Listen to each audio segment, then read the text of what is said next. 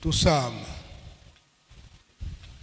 Ensambuza ngemfumo Yesu Kristo yozola kwa ngitata nzambi wasi yo ntwadi wa ngitata mwanda wavelela bika wa kwa masikilanga munaito tu kwa ile mvu se ye mwanda tata mwanda wavelela. Amen.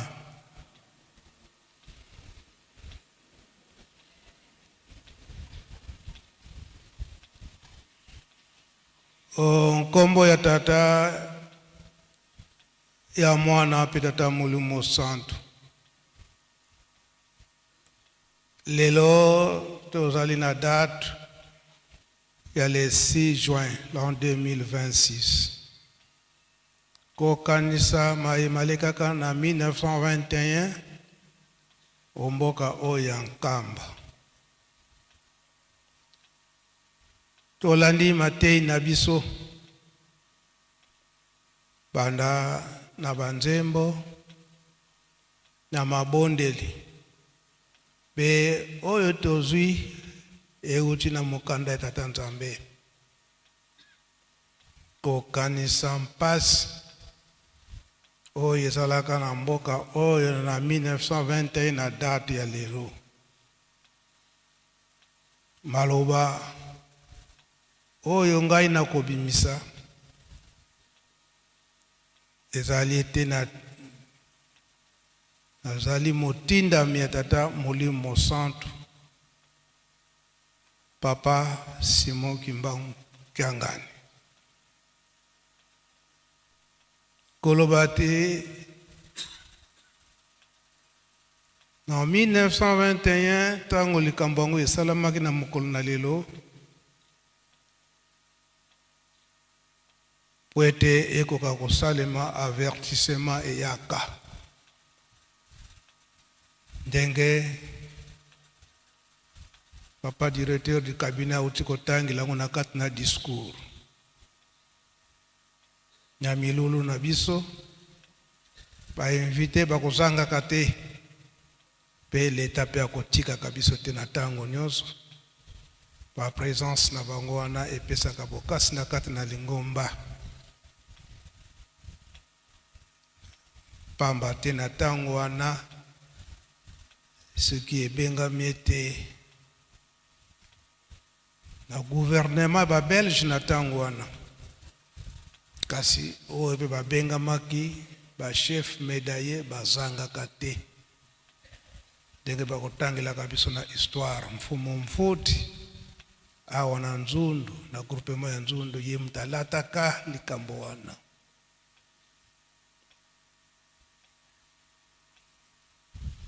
Nini monanaka na ntango wana ba Belge toujours bazalaki na recherche ya koyeba likambo tata Simon Kimbangu ya solo euti epai tata Nzambe ou bien ye moko asali likambo na ye poete akoka koyebana. Kasi monanaka ete likambo ngo eutaka pa tata Nzambe. Pamba te na oyo ba Belge bakanaka kosala esalamaka te. Nini eyaka intervention spirituelle koloba ete likambo ezali tata Nzambe. Yango pe eza komona na biso na mokolo na lelo makambo ndenge na ndenge ezali komonana na kati na Lingomba oyo baza kokanela kasi oyo akotiaka eliki epai ya Nzambe na Nzambe akokoyokisa soni te. Yango bokasi ya tata Nzambe yango ezali komonana kino lelo oyo bakolanda instruction oyo Nzambe apesi bango nde bakobika mpasi ekoya na oyo batosi te na kozanga kotosa. Yango na mokolo na lelo Papa Simon Kimbangu Kiangani tolandi maloba nyonso na kati na discours tolandi mate kasi liloba na ye na nzembo oyo tokosenga na chorale dirigeant oyo Papa Simon Kimbangu Kiangani asengi nzambi nzengi ankano na antu antiono nzembo wana ndenge tolobeli yango. Papa Simon Kimbangu na ba colon to ba belge eza do koloba ete na poso mundele. Papa Simon Kimbangu amonana ki ete un indigent, un indigène. Est-ce que akoki kozala pe na pouvoir spirituel? Un indigène. Est-ce que akoki pe kozala na pouvoir spirituel? Yo mutu mwindu akopi koyeba ne pa tata Nzambe. Yango nde nzembo wana. Yemba make. Chorale dirigeant.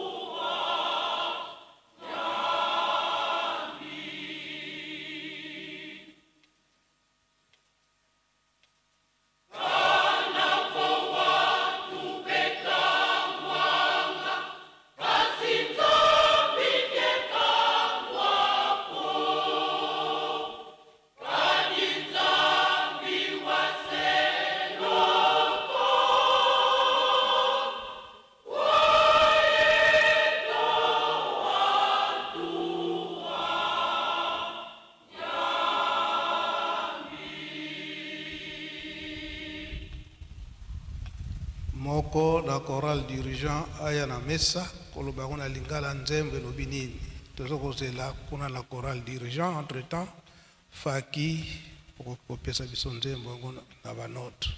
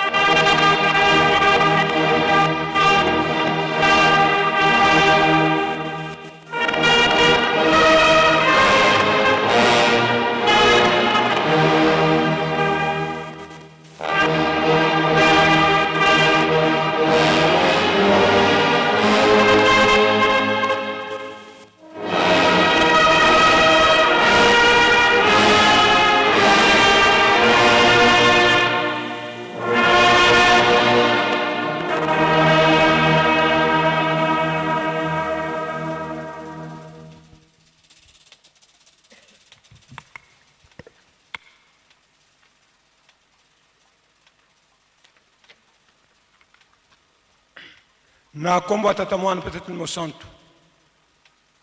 Merci papa conseiller direct andinga osinguso maloba pour nous traduire nzembo ngo. Premier couplet et lobi boye. O Nzambe mokati ya mokano na bato abitike oyo akolelaka nde akobelema kana ye Nzambe nde molingi ya bitike tozongeli.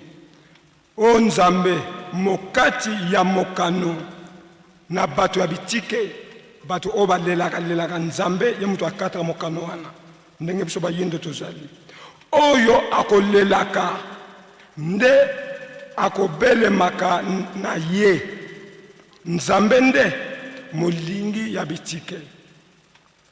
Deuxième couplet. Akoya kaka awa onse na oyo azali na mpasi na ndenge akolelaka akoya kosunga ye lokola mutu mwindu alelaka na mpasi yango akoya na nse po aya kosunga moto moyindo. Ya misatu. O Nzambe molingi ya bitike tata Nzambe alingi babitike bato bakelela bato bazana pasi akozalaka pene ya moko na moko bipai azali moko na moko bisika azali tango zo la Nzambe azalaka pene na ye lingenda ya Yesu tomvoala ya Yesu babukaka yango kasi ye azongisi yango balengaka kobuka lingenda, donc kokata liaison oyo ya nzambe po ete bana bitike babika te. Kasi ye lokola aza nzambe molimo santo azongisi lingenda wana, azongisi mvwala wana.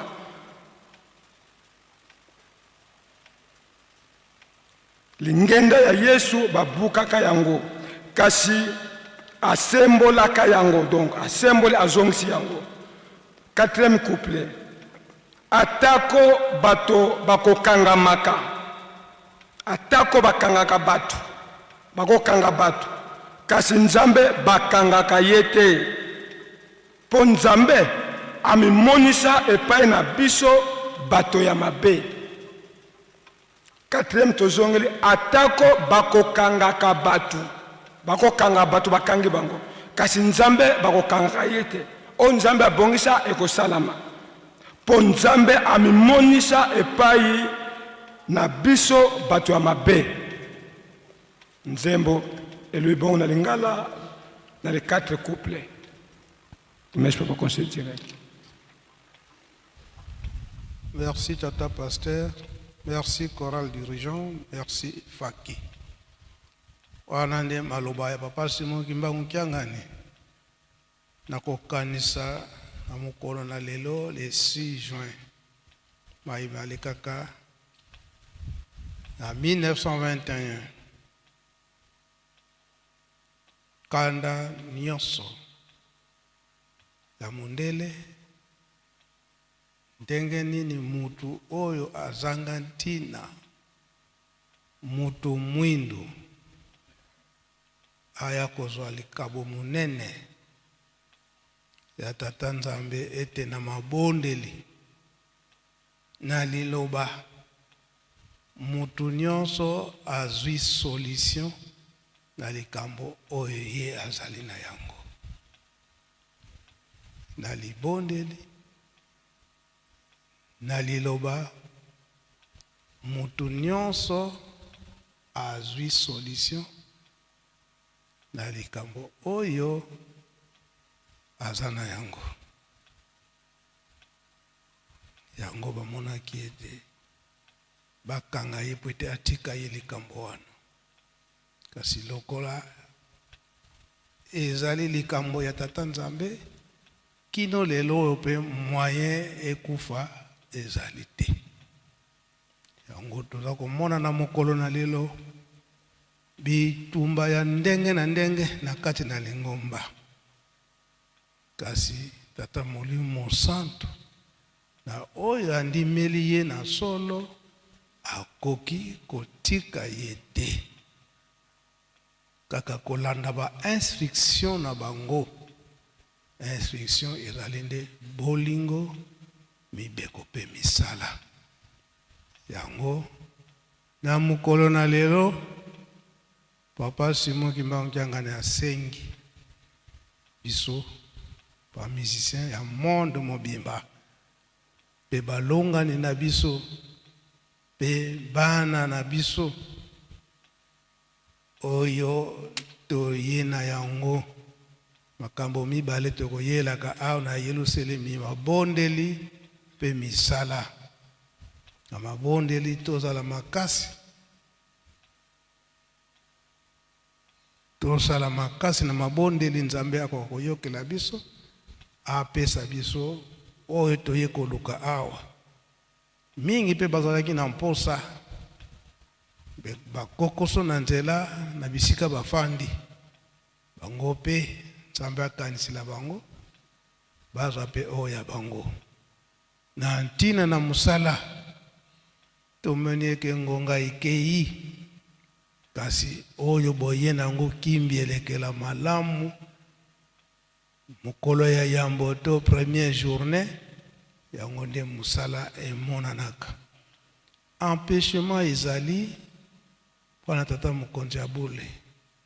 Soki boza pene na ye bokomona ndenge bapaya ndenge na ndenge bazali koya oyo bazali ete posa amona kaka papa pepe azonga noki baza na misala privé ya ba société bazali na misala ya l'État posa na bango baye bazwi bakoka kozonga yango eza komona na eke tata mokonzi ya bule azali komona na mingi te ngai nde motindami nde naza komona na mingi tomipesa na kati na bolingo mibeko mpe misala nkombo tata mwa tata molimo santu amen.